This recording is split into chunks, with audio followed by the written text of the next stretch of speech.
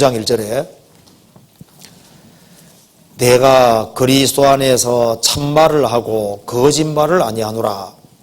내게 큰 근심이 있는 것과 마음에 그치지 않은 고통이 있는 것을 내 양심이 성령 안에서 나로 더불어 증거하노니 나의 형제 곧 골육의 친척을 위하여 내 자신이 저주를 받아 그리스도에게서 끊어질지라도 원하는 바로다. 바울 사도 마음속에는 끊임없이 마음의 고통이라는 게 있었습니다. 왜? 자기 동족에 대한 구원 때문에 고통이 있는 거예요. 왜 이런 고통이 있냐면은 로마는 바울 사도는 이방인 사도죠. 이방인의 전도가 잘 되는 거예요. 자기 동족은 구원이 안 되는 겁니다. 그래서 왜 하나님의 선민인 이스라엘은 그리스도를 배척하고 이방인들은 하나님도 없는 사람들인데 어떻게 이방인들이 이렇게 쉽게 구원받아 갈까? 그것 때문에 많은 고민이 있었습니다. 그러다가 한가지 다 깨달은 것이 있는 거예요. 아, 이것이 바로 에서와 야곱이구나 하는 걸 깨달은 겁니다. 여기 로마서 9장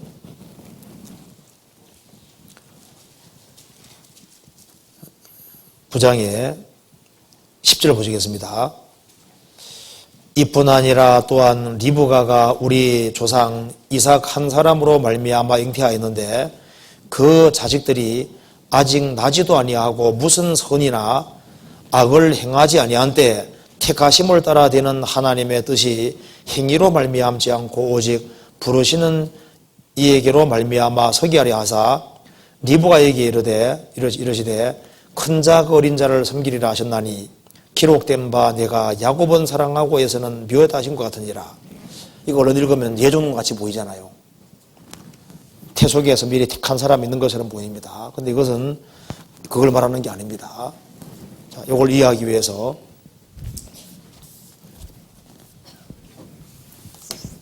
이제 바울 사도가 성경을 읽다가 깨달은 것이 있습니다.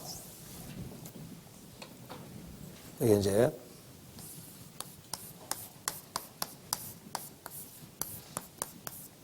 에서와 야곱을 통해서 깨우친 것이 있습니다. 에서는 이삭의 아들이었죠. 태어날 때 장자로서의 자격이 주어져 있는 겁니다. 자, 에서에게는 하나님의 모든 축복이 약속이 되어 있었습니다. 아브라함의 하나님, 이삭의 하나님, 에서의 하나님이 될 뻔한 겁니다. 모든 축복이 주어져 있었고 장자의 축복이 약속되어 있었습니다. 약속이 되어 있었는데 그만 축복이 에서에게서 야곱에게 넘어갔죠. 넘어간 이유는 뭐 때문입니까? 팥죽 하나 때문에. 먹고 사는 문제 때문에 이 장자의 축복, 하나님의 영원한 축복을 저버린 겁니다. 그래서 바로 에서가 바로 이스라엘의 그림자였구나.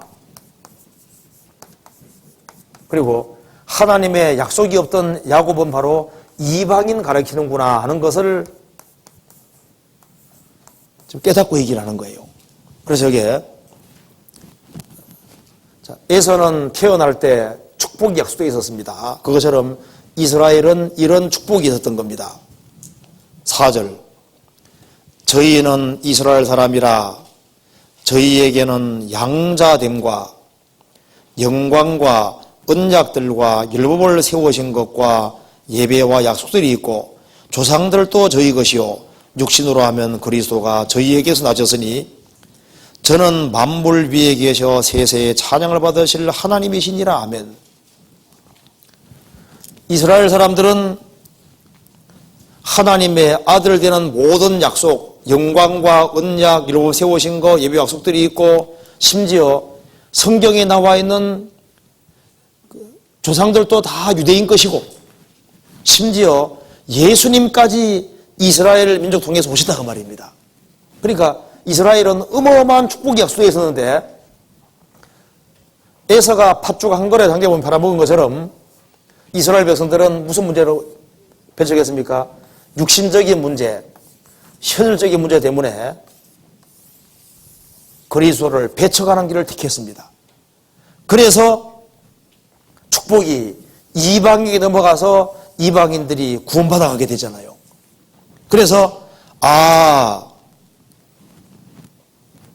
바로 이것이 에서가 바로 이스라엘이고 야곱이 바로 이방인이구나 하는 걸 깨달았다 그 말입니다. 이것은 개인 예정을 말하는 것이 아니라 유대인과 이방인 관계를 설명해 주고 있는 거예요. 그리고 이건 개인 예정 아니라는 걸 알아야 됩니다. 이제 그 다음에 로마서 9장 14절입니다. 그런즉 우리가 무슨 말 하리요? 하나님께 불의가 있느뇨? 그럴 수 없느니라.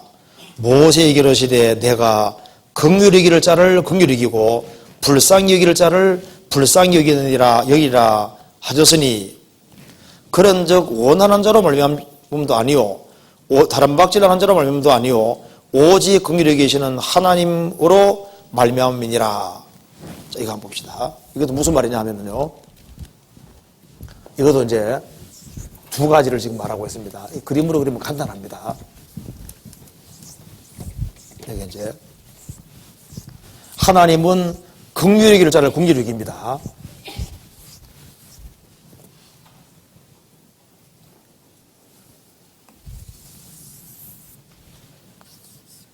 그리스도 안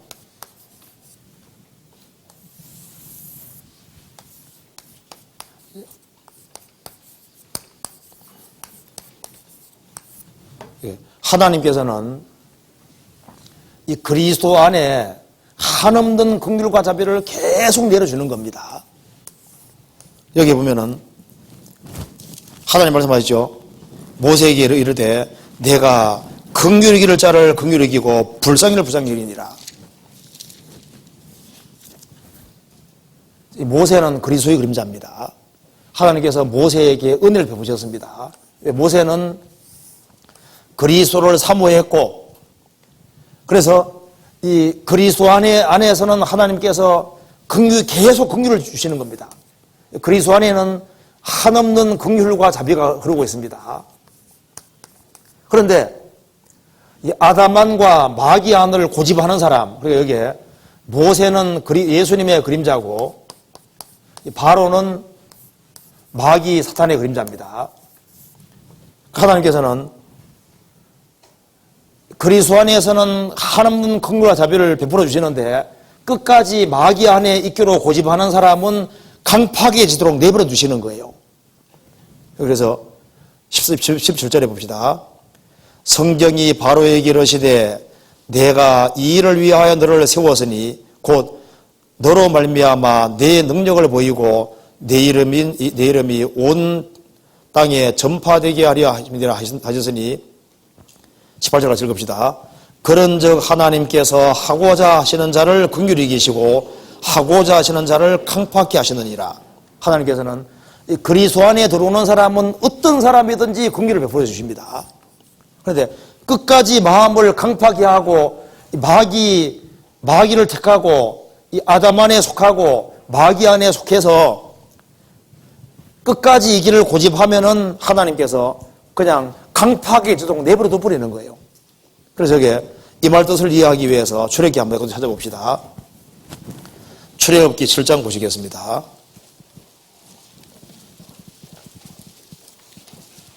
출애굽기 7장 14절입니다.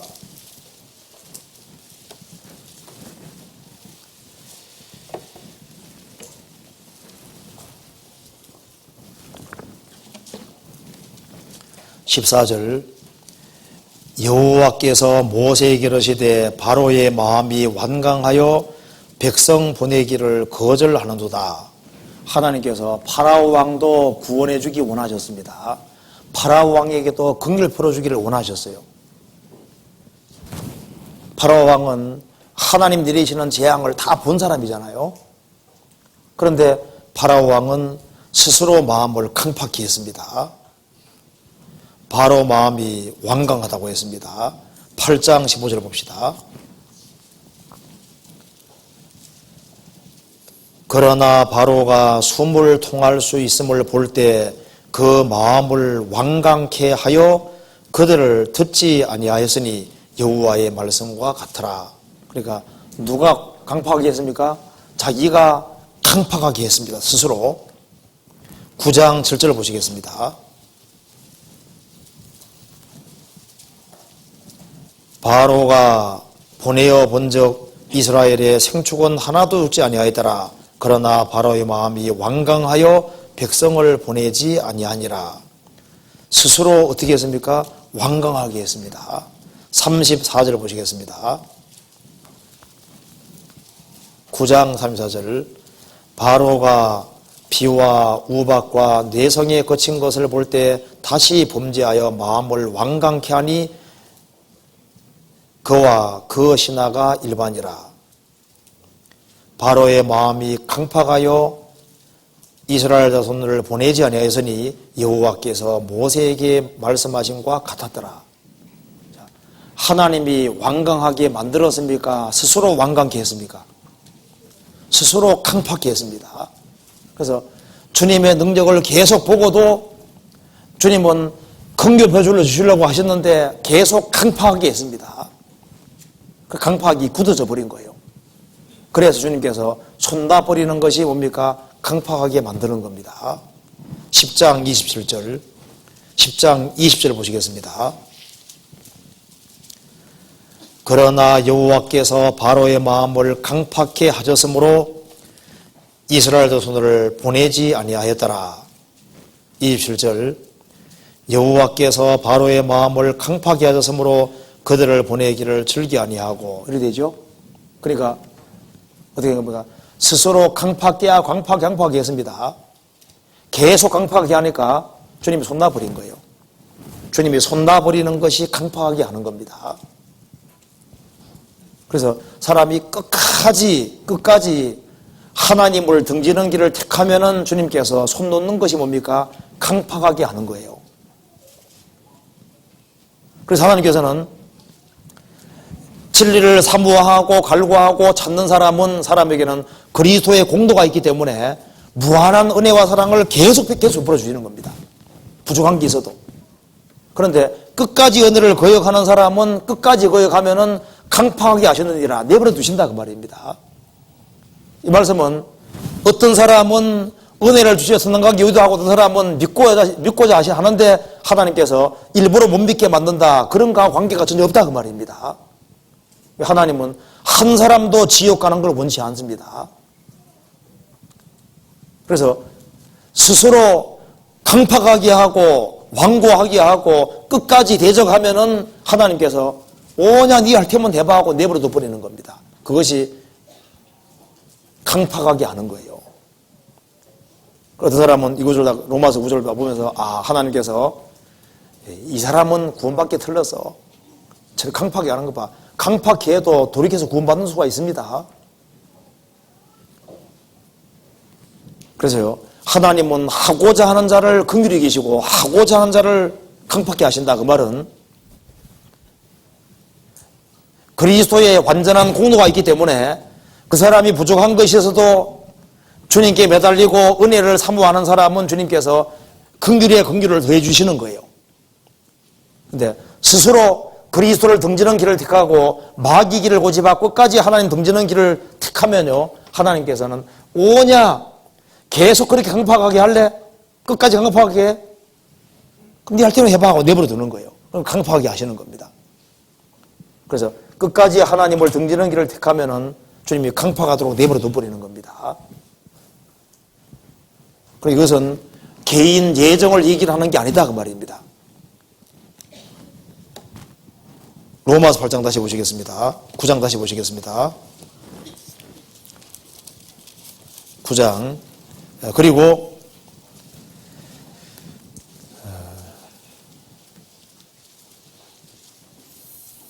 20절입니다. 9장 20절에 이 사람아 내가 뉘기에 하나님을 힐문하느뇨 지음을 받은 물건이 지은 자에게 어찌하여 나를 이같이 만들었느냐 말하겠느뇨. 토기장이가 진흙 한 덩이로 하나는 귀 있을 그릇을 하나는 천 있을 그릇을 만드는 권이 없느냐. 이제 이것을 어떻게 얘기합니다.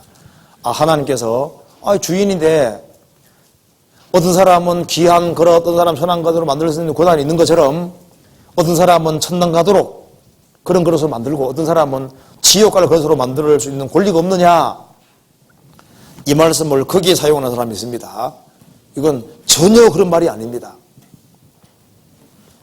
여기에 천이 있을 그릇, 귀 있을 그릇도 무슨 개인을 말하려고 하는 게 아니고요.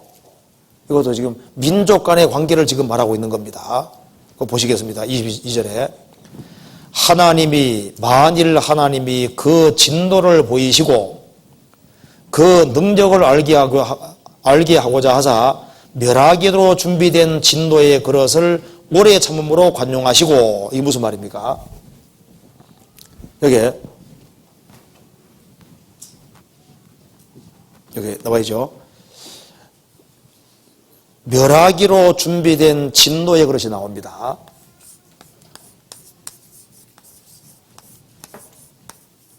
진노의 그릇이 나오죠. 하나님이 그 진노를 보이시고 그 능력을 알게 하고자 하사 멸하기로 준비된 진노의 그릇. 멸하기로 준비된 진노의 그릇이 누굽니까? 이방인입니다. 이방인은 하나님의 심판을 받기로 작정이 되어 있는 거예요. 이거 잠깐 적고 로마서 1장 보시겠습니다. 1장 18절입니다. 하나님의 진노가 불의로 진리를 막는 사람들의 모든 경건전함과 불의에 대하여 하늘로조차 나타나나니 이는 하나님을 알만한 것이 저희 속에 보임이라. 하나님께서 이를 저희에게 보이셨느니라. 하나님의 진노가 하늘로조차 나타난다. 사람들의 모든 경건천함과 불의에 대항해 나타나는데 어떤 사람이냐면 불의로 진리를 막는 사람들이다 그 말입니다. 그래서 이방인들은 하나님의 진노를 받을 수밖에 없는 그런 사람이다 그 말입니다. 그래서 로마서 9장 22절에 만일 하나님이 그 진노를 보이시고 그 능력을 알게 하고자 하사 멸하기로 준비된 진노의 그런 이방인을 빨리 진멸하지 않았죠. 진멸하지 않고 진노의 그릇을 오래 참으심으로 관용하셨습니다. 꼭 참고 계시던 거예요. 관용하시고 23절 또한 영광을 받기로 예비하신 바 긍휼의 그릇에 대하여 진노의 그릇이 있고 영광 받기로 예비하신 긍휼의 그릇이 있습니다.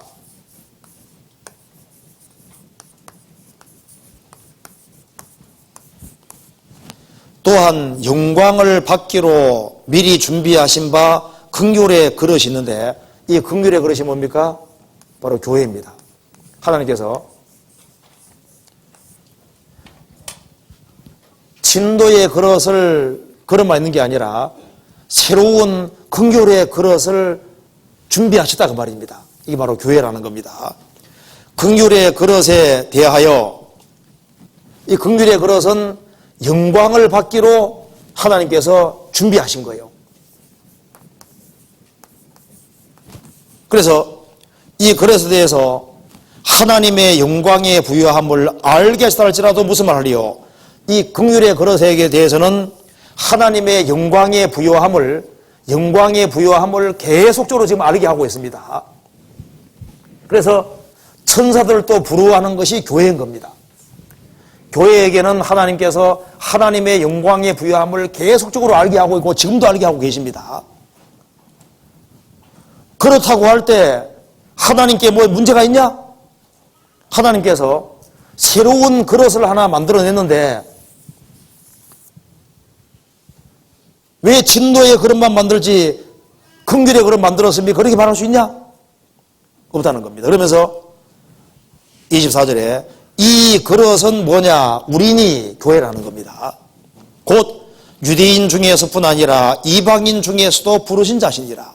그래서 마땅히 진노를 받아야 되지만은 유대인이든 이방인 누구든지 그리스도의 복음으로 말미암아 믿음으로 구원받으면은 긍휼의 그릇 안에 참여하게 되는데, 이 긍휼의 그릇을 만들었다고 했을 때 하나님 잘못이 있느냐? 그리고 여기에 그릇이라는 것 자체가 바로 이방인, 유태인, 교회, 그걸 설명하려고 하는 것이지 무슨 개인 예정 설명을 하는 게 아니다 그 말입니다. 개인 말하는 게 아니다 그 말입니다. 그러면은 어째서 이 긍휼의 그릇에 이방인들은 많이 들어오는데 유대인들은 왜 못 들어오느냐? 그 이유는 유대인들은 핑계에 의지하고 믿음에 의지하지 않게 안 하기 때문이라는 거예요. 이방인도 어떻게 들어올 수 있느냐? 이방인들은 공도 없으니까 쉽게 믿잖아요. 그래서 그 뒤에 나와 있죠. 30절. 그런즉 우리가 무슨 말을 하리요? 의를 좇지 아니한 이방인들이 의를 얻었으니 곧 믿음에서 난 의요. 의의 법을 쫓아간 이스라엘은 법에 이르지 못하였으니 어찌 그리하뇨? 이는 저희가 믿음에 의지하지 않고 행위에 의지함이라. 부딪힐 돌에 부딪혔느니라. 하나님께서 진도의 그릇 아닌 이 긍휼의 그릇 하나를 만드셨고, 이 긍휼의 그릇에게는 긍휼의 그릇은 영광 주기로 하나님이 준비하셨고, 하나님 영광을 계속적으로 알게 하는 이 교회를 준비하셔서 여기에는 누구 들어올 수 있게 되어 있는데 왜 유대인들은 여기 들어오지 못하느냐? 이유는 믿음에 의지하지 않고 행위에 의지했다.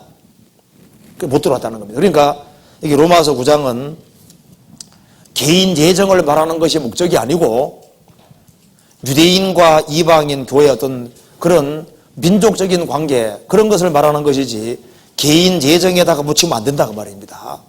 그러면서 10장에 가면은 구체적으로 유대인들이 열심은 있지만은 왜 구원받지 못했는지를 다시 상수를 하고 있습니다. 하나님의 선민인 이스라엘이 왜 구원받지 못했느냐? 그것은 곧 자기 의 때문이라고 얘기를 하고 있습니다.